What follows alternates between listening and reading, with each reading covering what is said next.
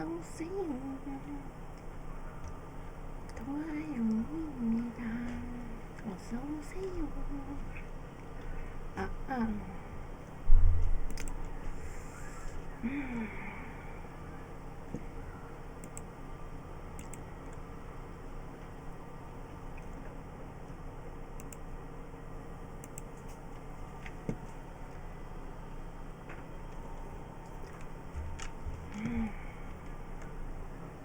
오늘은 이상형 월드컵을 할 거예요.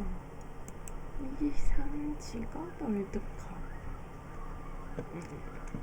미래에 아들이 태어나면 아들에게 추천해주고 싶은 직업을 고를 거예요. 일러스트레이터, 변호사 월급 많잖아요. 투자 분석가, 바텐더. 개인적으로 돈 많이 버는 직업이 좋아요. 학습지 방문교사, 쇼 호스트.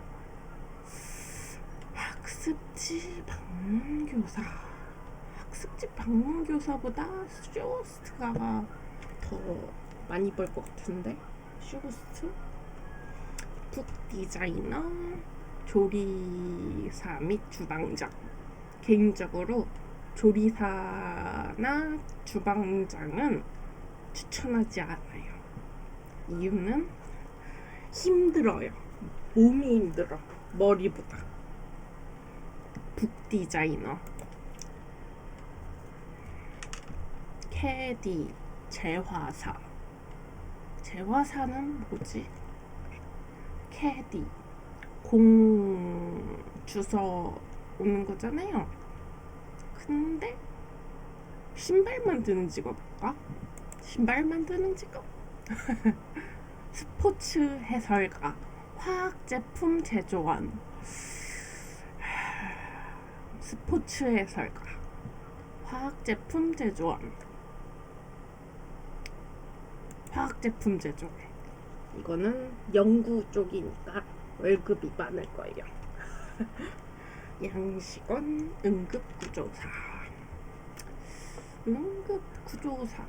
양식원. 응급구조사는 몸이 힘들어요. 양식원, 물 갈아주고 먹이주고 관리하는 게 힘들어. 뭐가 더 힘들지?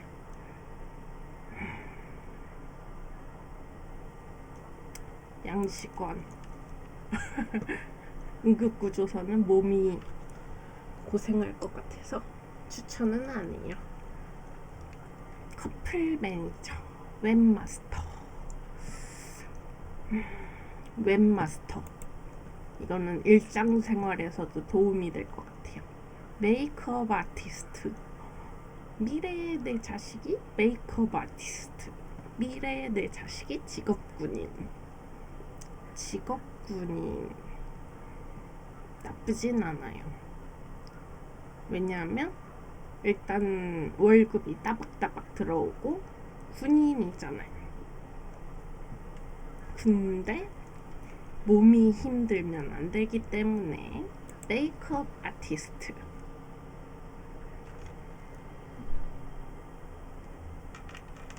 플로리스트, 웹툰 작가. 손목터널 증후군이 아주 생길 위험이 큰 직업이죠. 척추도 안 좋고. 플로리스트, 개인적으로 편한 건 플로리스트 같은데 웹툰 작가 고생을 많이 할 것 같아요. 플로리스트. 패턴사, 해녀.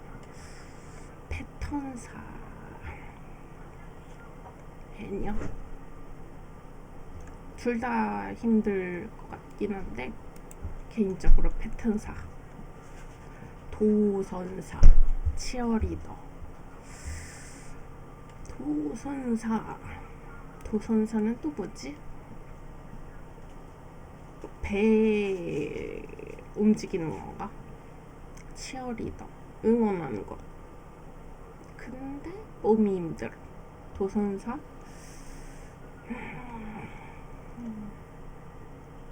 무슨 직업인지 몰라서 치어리더 선택할게요. 무인 경비 시스템 종사원, 특수효과 기술자. 특수효과 기술자. 이게 돈이 더 많이 들 것 같아서. 수의사, 지게차 운전원. 일단 의사잖아요. 의사니까 돈을 많이 벌어요. 저는 돈 많이 버는 직업이 좋아요. 심리학 연구원, 헤드헌터. 심리학 연구원, 헤드헌터. 둘 중에 심리학 연구원 할게요. 전기 설비 조작원, 양복사. 전기 설비 조작원. 이거는 위험한 일인 것 같아서. 애니메이션 기획자, 컴퓨터 그래픽 디자이너. 컴퓨터 그래픽 디자이너. 선장 및 항해사. 배멀미 있으면 큰일 나겠는데. GIS 전문가. 이거는 측정하는 것 같고, 선장 항해사는 제가 배멀미가 있을 것 같아서 전 차멀미도 하기 때문에 GIS 전문가. 미용사, 음방기획자. 음방기획자. 영화감독, 농업기술자. 농업기술자. 영화감독. 농업기술자. 이유는 딱히 없어요. 게임 기획자, 해양학 연구원. 게임 기획자, 해양학 연구원. 둘 다 흥미로운 직업이에요. 끌리는 직업이고요. 근데 내 아들이 해야 된다? 게임 기획자. 미래가 밝은 직업이잖아요, 게임 기획자가. 운동선수, 음향기사. 운동선수, 몸이 힘들어. 음향기사, 몸은 안 힘들어. 메카트로닉스, 공학기술자. 카지노 딜러. 카지노 딜러보다는 공학기술자가 더 끌리네요. 건축사, 컬러리스트. 건축사, 컬러리스트.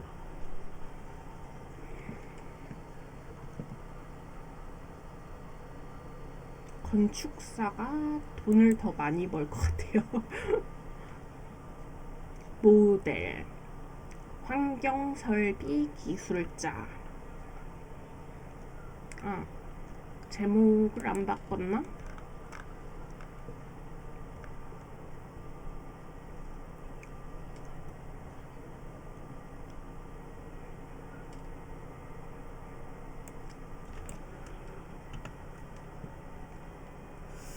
제목을 뭐라고 바꿀까?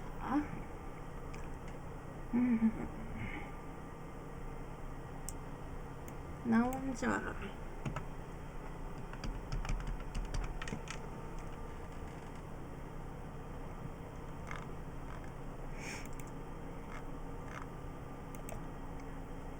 업데이트 했습니다. 모델, 환경설비 기술자.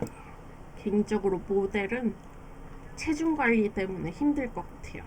환경설비 기술자. 보육교사, 지휘자. 보육교사는 정신적으로 힘들 것 같아요. 돈도 안 되고. 그래서 지휘자. 현실적이잖아요.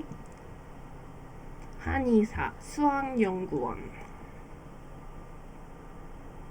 한의사는 많이 보나? 모르겠네. 그래도 의사니까. 의사니까. 지질연구원, 분장사, 지질연구원. 전자공학기술, 번역가. 번역가는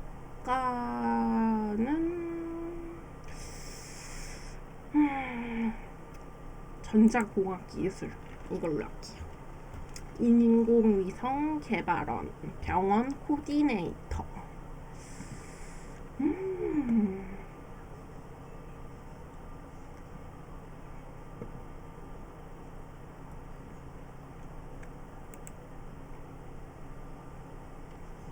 판사, 화학연구원. 판사는 돈을 많이 못 벌잖아요. 돈보다는 그 명예? 뭐 그런 걸로 하는 걸로 하는데 월급 따박따박 나오는 그런 화학연구원. 연구원은 돈 많이 벌어요. 곡식 작물 재배사, 방송 연출가, 심리학 연구원, 건축사, 심리학 연구원, 방송 연출가, 환경 설비 기술자. 방송 연출가, 음반 기획자, GIS 전문가. 이거는 정확히 무슨 직업인지 모르겠어서 음반 기획자 할게요. 웹마스터, 지휘자.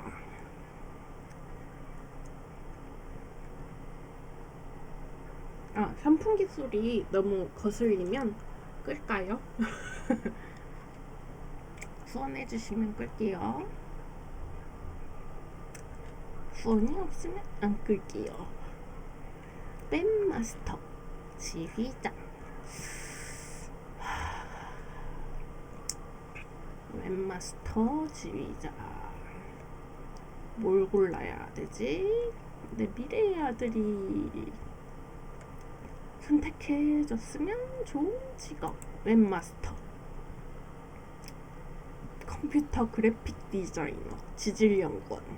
솔직히 편한 직업은 없겠지만 편한 직업보다는 돈을 많이 버는 직업이 더 좋을 것 같으니까 컴퓨터 그래픽 디자이너.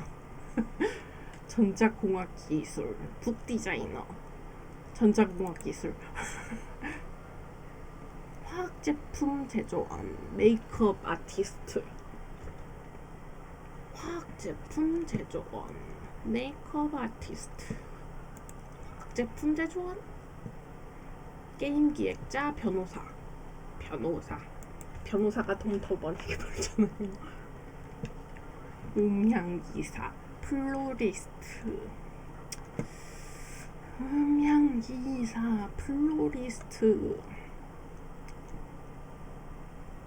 돈은 음향기사가 더 많이 벌 것 같고 정신적으로 피로도는 플로리스트가 더 낮을 것 같긴 한데, 양복사, 패턴사. 둘 다 직업 계열이 비슷하네요. 패턴사. 양식원, 치어리더. 양식원. 인공위성 개발원, 재화사.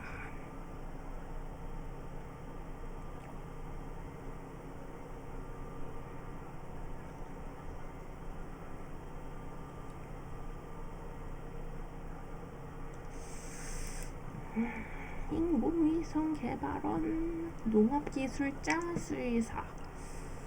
어려운데 뭘 골라야 되나? 수의사. 쇼호스트, 특수효과 기술자. 특수효과 기술자. 한의사, 화학연구원. 세상에 편한 직업은 없어요. 다 힘들고 빡세죠. 근데 개인적으로 편했으면 좋겠어요. 정신적으로 피로도가 낮은 직업. 투자 분석가,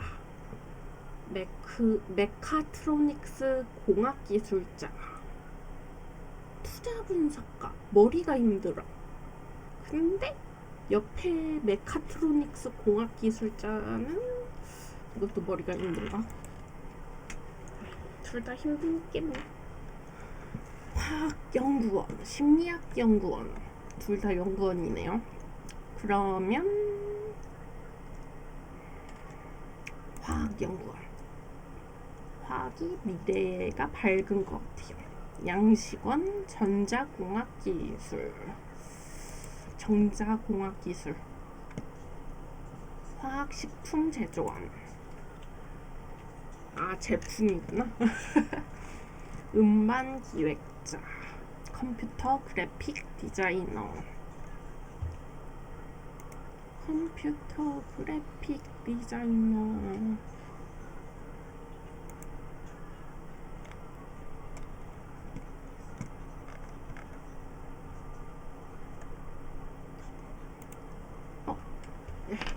괜찮아.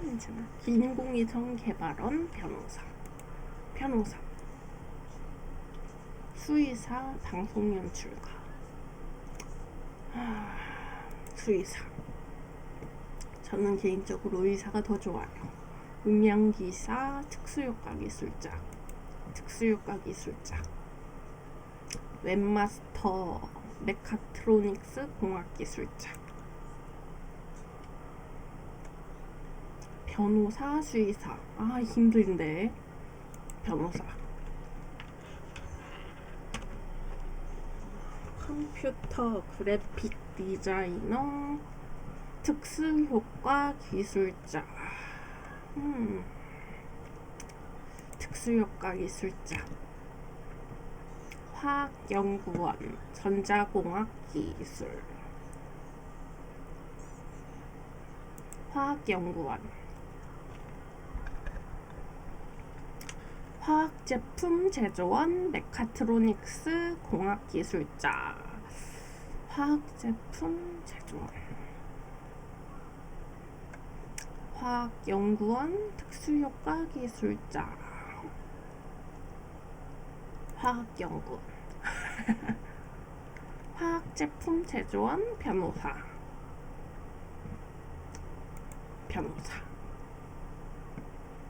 화학연구원, 변호사.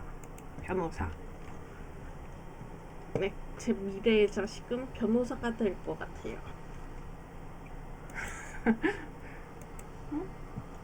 뭐든 잘 되겠죠?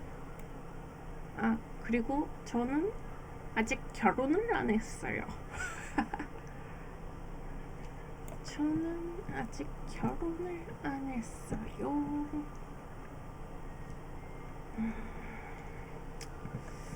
또 뭘 할게요.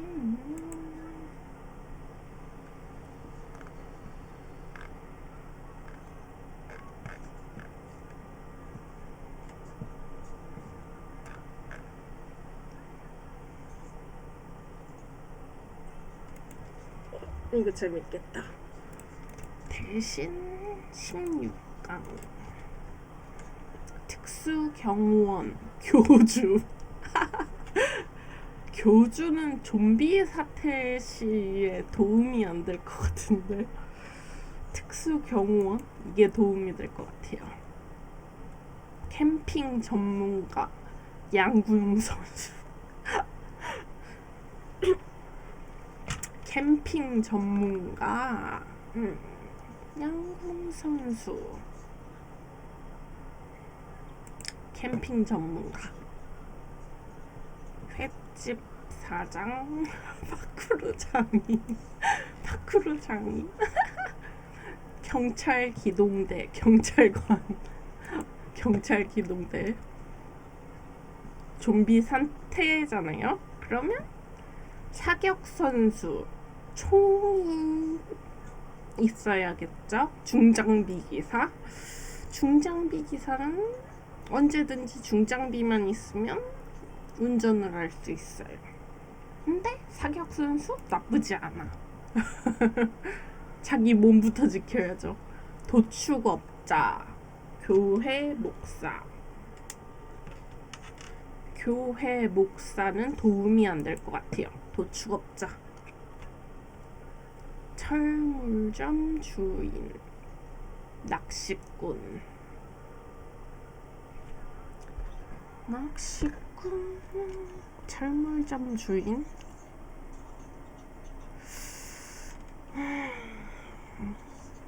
철물점 주인으로 할게요. 수학자, 화학류 관리기사. 화학류 관리기사. 캠핑 전문가, 도축업자. 캠핑 전문가. 사격 선수, 화학류 관리기사. 화학류 관리사. 철물점 주인, 파쿠르 장인. 파쿠르 장인이면 이리저리 뛰어다닐 수 있고 도망칠 수 있고, 철물점 주인이면 철물점 자기 가게에서 여러 가지 물건을 다룰 수 있죠. 근데 철물점 주인보다는 파쿠르 장인. 경찰 기동대, 특수경호원.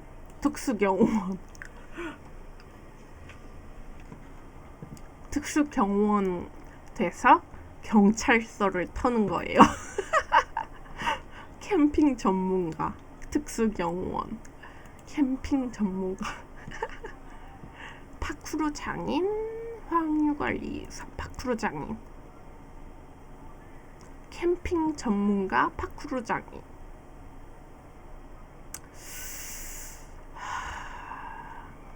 캠핑 전문가. 좀비 사태 시 직업 월드컵 우승은 캠핑 전문가예요.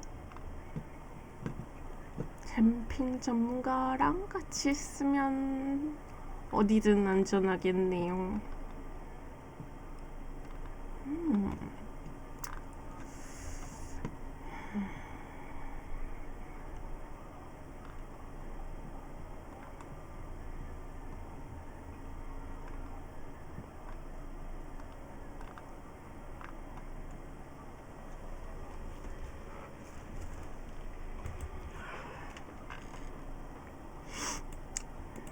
미제 사건.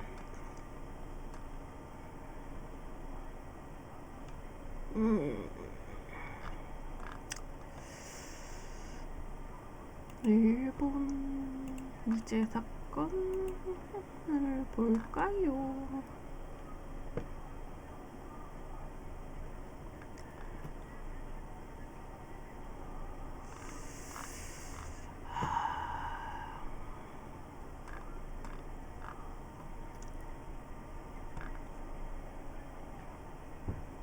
도쿄역 보관함 사찰기.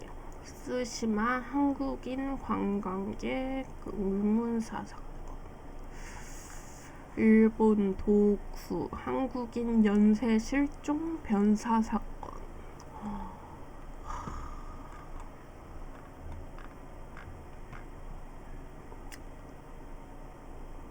오미야 사건. 게이오 3년 11월 15일 일본 교토의 상점 겸 여관 오미야에서 도사 번 출신의 사카모토 료마와 나카오카 신타로가 암살된 사건.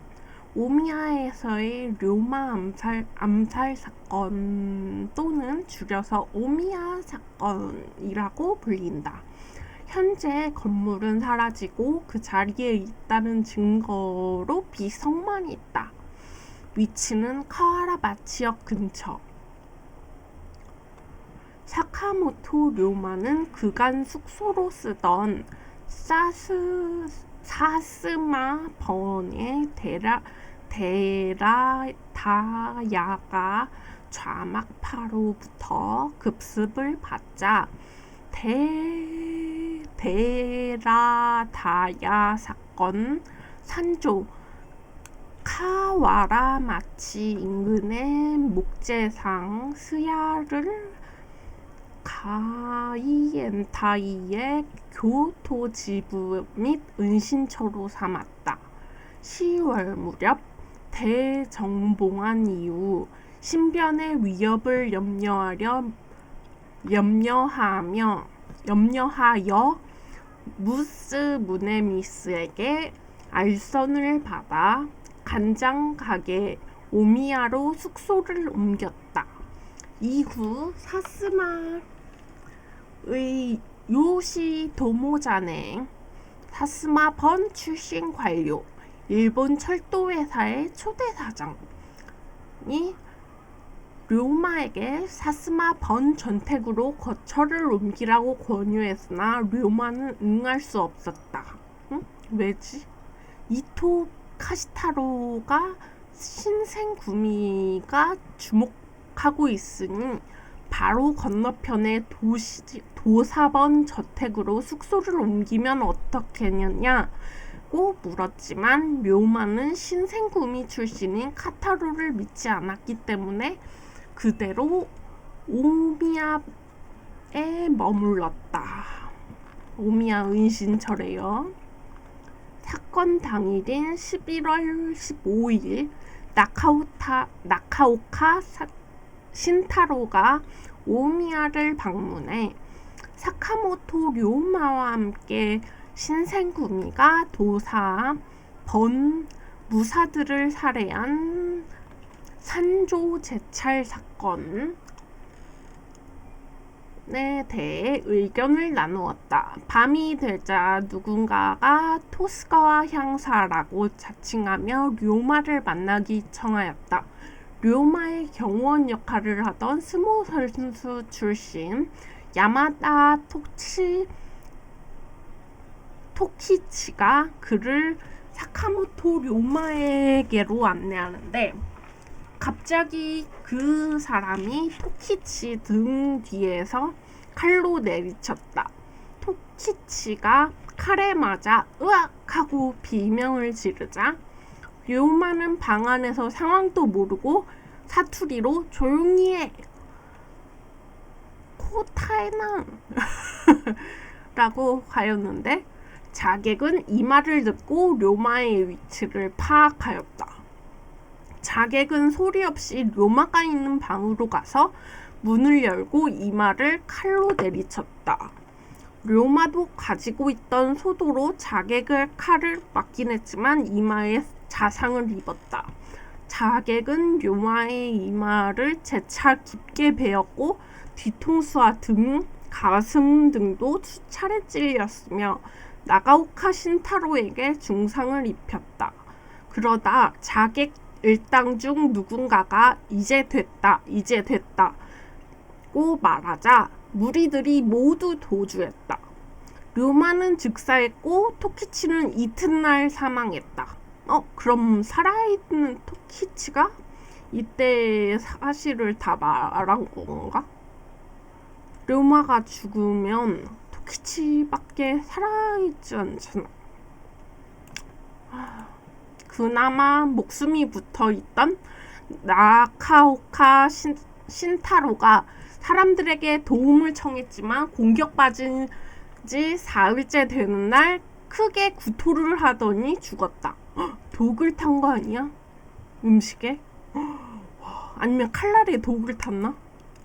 독을 발랐나? 오미야와 도사 번의 저택은 길을 놓고 마주볼 정도로 가까웠지만 워낙 갑작스럽게 사건이 일어난 탓에 도사번 사람들이 도울 방법이 없었다. 도사번 사람들은 사건이 끝난 뒤에야 료마가 암살되었음을 알았다고 한다. 암살이 워낙 갑작스러운 데다 목격자들도 전부 사망한 탓에 오늘날까지 암살범의 정체에 대해 설이 분분할 뿐 명확하게 밝혀지지 않았다. 도사번 출신의 타니 다데키가 자객이 이런 이라는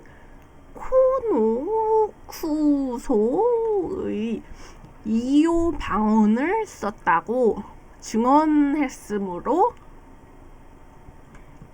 신생구미의 하라다 사노스케 등이 사주하지 않았는가 하는 추측이 있었다.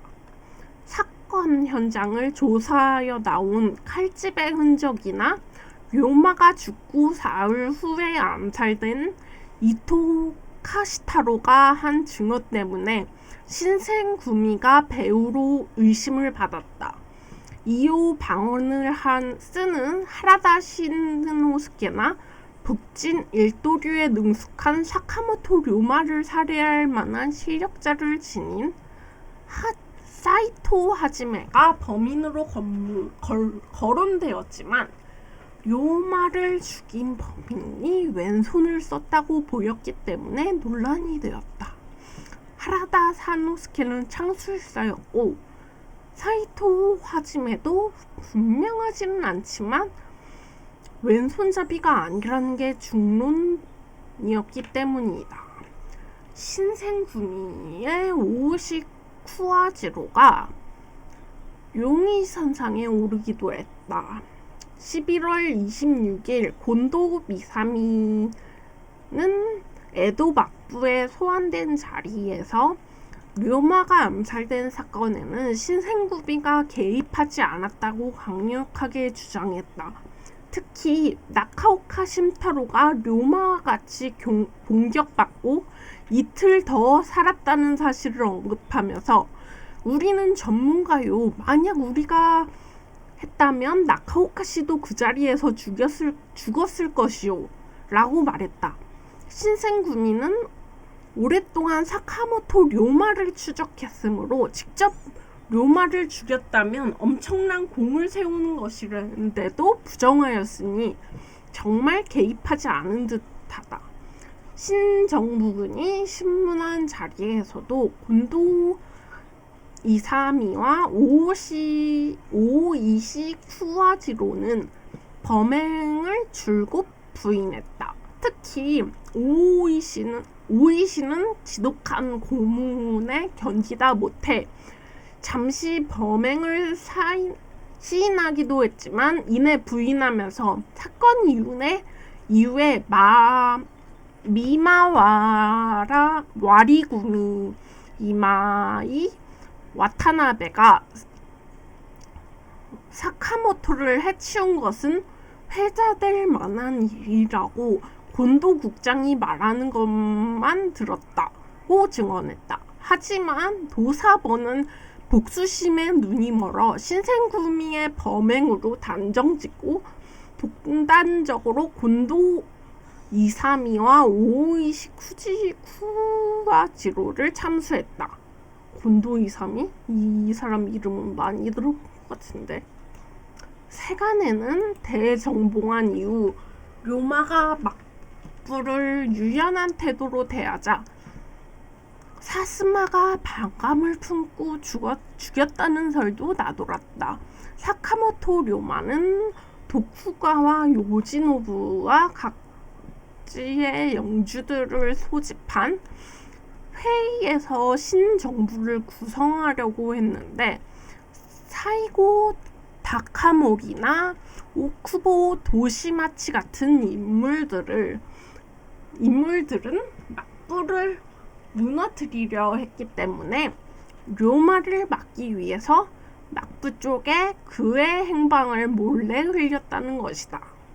실제로 사카모토 료마와 사스마 번 사이에 도쿠가와 요시노부에 대한 처리를 놓고 논란이 일기는 했지만 그렇다고 양측이 철저하게 자기네 입장만 관철하려고 하진 않았다는 것이 일본 사학계의 중론이다. 너무 긴데? 료마의 혈흔이 묻은 족자. 오, 너무 길어요. 이걸 다 읽지는 못할 것 같아.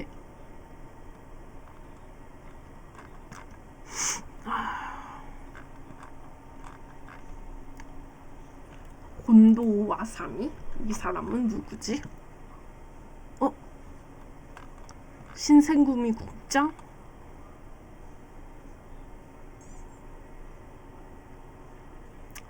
아이고, 억울하게 돌아가신 것 같은데? 제가 생각하기엔 억울하게 가신 것 같아요.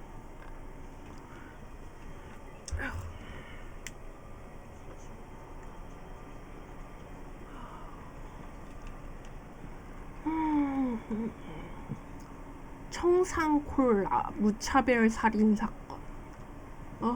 이건 어떤 사이코패스야?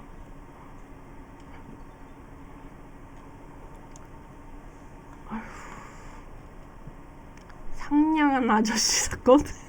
이건 또 뭔데? 악마의 시 번역자 피살 사건? 악마의 시? 이게 뭔데? 1990년 스쿠바 대학의 조교수로 있었던 이가라시 히토시는 살만 류슈디의 문제작 악마의 시를 일본어로 번역했는데 1991년 7월 11일 그가 스쿠바 대학 건물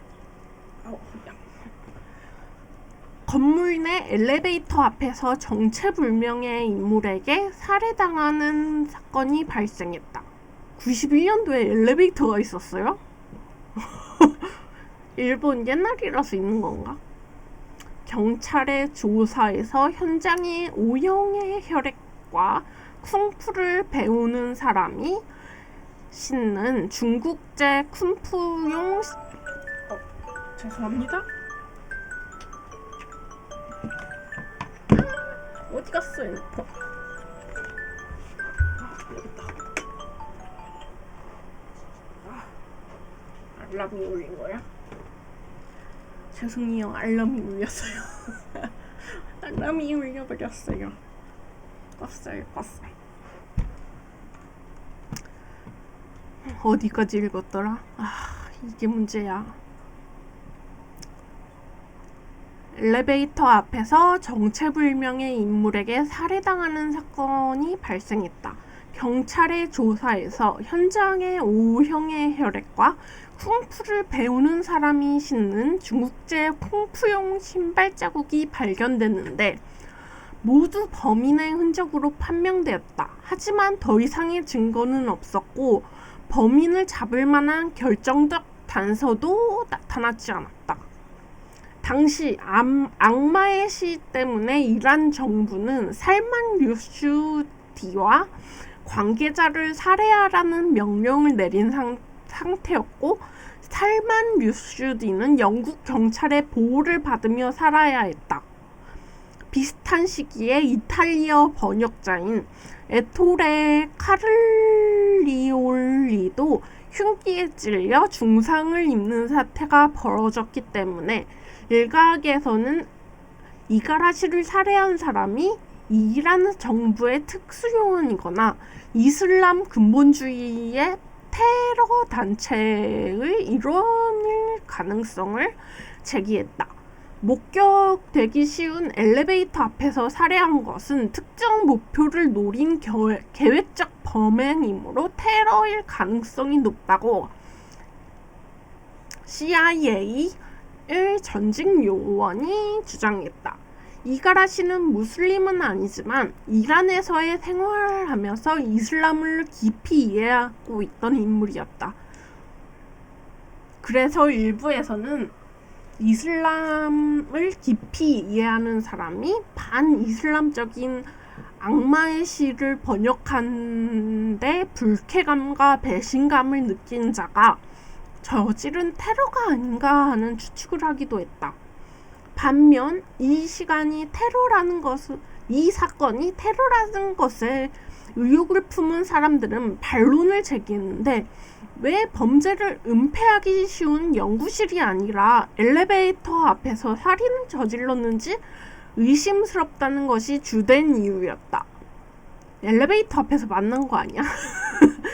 엘리베이터 앞에서 만나서 칼을 들고 있었어. 그래서 쿡 찌르고 도망친 게 아닐까? 그래서 개인적 원한 관계에 의한 살인일지도 모른다는 의견도 나왔지만 대한민국에서도 김정일의 차족하이자 탈북하여 김정일 일가의 치부를 폭로했던 이한영이 1997년 자신의 아파트 엘리베이터 앞에서 북한 공작원들에게 권총으로 살해당한 적이 있다. 정치적 테러는 테러 대상자와 비슷한 행위를 할지도 모른다는 사람들에 대한 경고의 의미에서도 사주한계의 누구인지 직접적인 물증은 찾기 어렵지만 자신들이 했다는 심증이 가도록 하는 방식을 선호하는 경우가 적지 않다. 와, 집 엘리베이터 앞에서 살아난 거야? 와. 한편 일본 정부는 이런과의 외교적 마찰을 우려해서 사건 수사를 유야무야 종결시켜버리는 황당한 짓을 했다.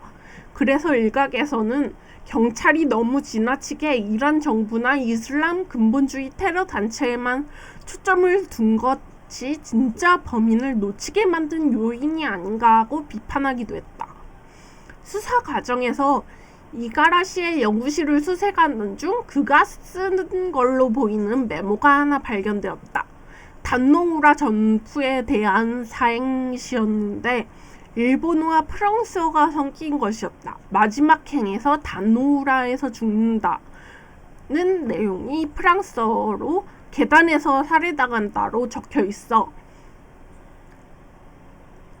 이가라시는 누군가가 자신을 죽이려 한다는 것을 이미 알고 있지 않았는가 추정할 수 있었지만 안타깝게도 범인에 대한 단서는 되지 못했다.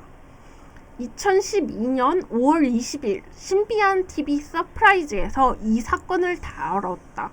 피살된 교수에게 수업을 받던 방글라데시 유학생이 경고했다고 하는데 교수가 습격당하던 곳에 있었음에도 없었다고 거짓말을 해서 용의자로 의심받았지만 이미 고국으로 돌아간 상태였고 교수 주변 인물만 조사하라는 윗선의 지시 때문에 잡지 못했다고 한다.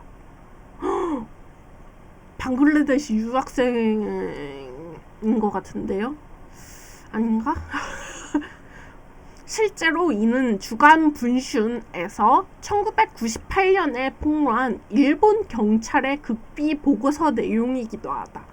다만 서프라이즈에서 방영한 내용과는 달리 주간 분슌의 보도에 따르면 이 유학생은 이가라시 교수의 시체가 발견된 당일 오후에 나리타 공항을 통해 방글라데시로 돌아갔다고 한다. 문예 춘추에 기고된 기사에서는 국가가 봉인한 살인사건이라고 비난하기도 했다.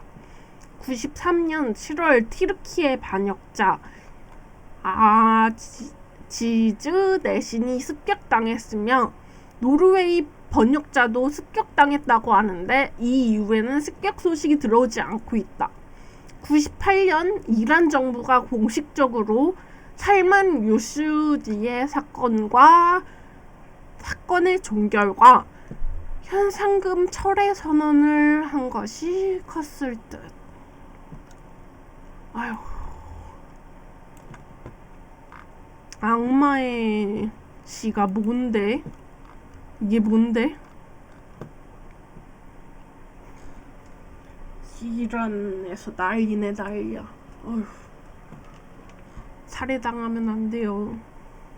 죽으면 안 돼. 한국어판 제목은 해당 소설이 본격적으로 번역되기 전인 1980년대 후반에 언론 보도에서 일본어 기사를 중역하는 바람에 일본어판 번역이 제목 그대로 악마의 시로 알려졌지만 소설에서 책 제목으로 사용된 해당 구절. 제가 이 언어를 몰라요. 그래서 못 읽겠어요. 사탄, 샤이타니의 계시, 아얏으로 번역하는 것이 더 정확하다. 사탄의 계시야? 악마의 시간이라 사탄의 계시였어? 와.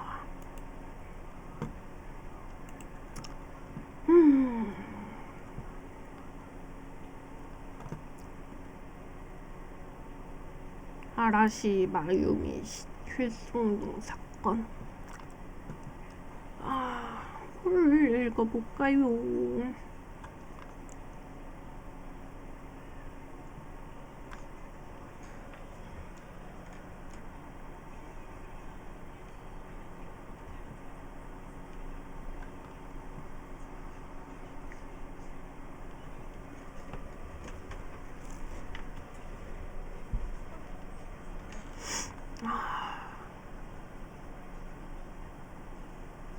저는 이 미해결 사건들이 다 해결되길 바라는 마음에서 읽고 있어요. 그러니까 야마나시 현 여아 실종 사건, 이거 마지막으로 읽어볼게요. 너무 기던데? 다른 거 읽을까? 너무 길은데. 후추시 신용은행 주차장 살인 사건.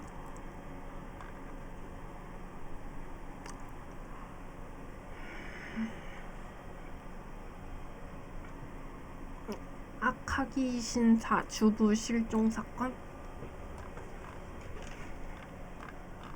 이것도 너무 길다. 좀 짧은 거. 다마베놀 변사 사건. 왜 이렇게 다 길어? 해결, 공소 폐지 이후 사건이라서 긴가 보구나. 츠지대 노리코 실종 사건. 이거는 괜찮다. 일본 98년 일본에서 잡지 기자였던 여성이 실종된 사건. 98년 11월 24일 일본 미에현 이세시에서 잡지 기자였던 치지대 노리코가 퇴근하는 모습을 마지막으로 실종되는 사건이 일어났다. 이세 문화사에 근무하며 늦게까지 야근 중이던 치지대는 너무 늦었으니까 이제 돌아가는 게 좋겠다는 사장의 말에 오후 11시경 퇴근했다. 다만 정말로 퇴근했는지는 좀 의문점이 있는데 이 날씨의 온도가 쌀쌀한 9도였는데 외투인 다운 자켓을 두고 나간 점으로 보아 퇴근이 아닌 잠깐 나갔을 가능성도 존재한다. 외투를 벗고 나갔다고? 9도인데 밖이? 근처에 뭐 사러 들리거나 아니면 화장실 가려고 잠깐 나간 걸 수도 있겠네요. 그 이후로 27년이 지난 지금까지 그녀의 모습을 본 사람이 없다. 다음 날 11월 25일 회사와 멀지 않은 약 1.2km 떨어진 보험회사 주차장에서 치지대의 차가 발견되었다. 차량 외부에서는 특별히 이상한 점은 없었으나 내부에서는 차키, 수첩, 휴대폰, 지갑이 들어있는 가방은 사라진 상태였고 비흡연자인 실종자의 차 안에 담배꽁초가 하나 떨어져 있었으며 조수석 시트가 뒤로 젖혀져 있었고 치지대는 평소 라디오를 듣지 않는데 차 내 카 라디오에 전원이 켜져 있었다는 점으로 보아 치지대 본인이 아닌 다른 누군가가 차를 이용했을 가능성이 농후했으나 혈흔 같은 범죄와 관련된 흔적은 발견되지 않았다. 경찰에서는 처음에는 가출로 판단하고 적극적인 수사가 이루어지지 않았으나 실종 한 달 뒤가 지나 부랴부랴 수사본부가 꾸려졌는데 피해자의 통화 기록을 조사하던 중 취재일로 안면이 있었으며 사건 전날 실종자를 만난 당시 32살이었던 남성을 조사했으나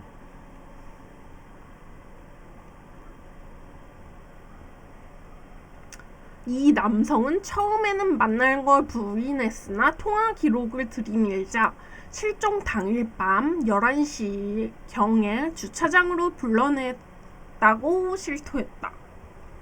주차장으로 불러냈어? 왜? 취재에 관한 얘기를 하다 다툼이 있어 직접 사과하려고 만나자고 했다.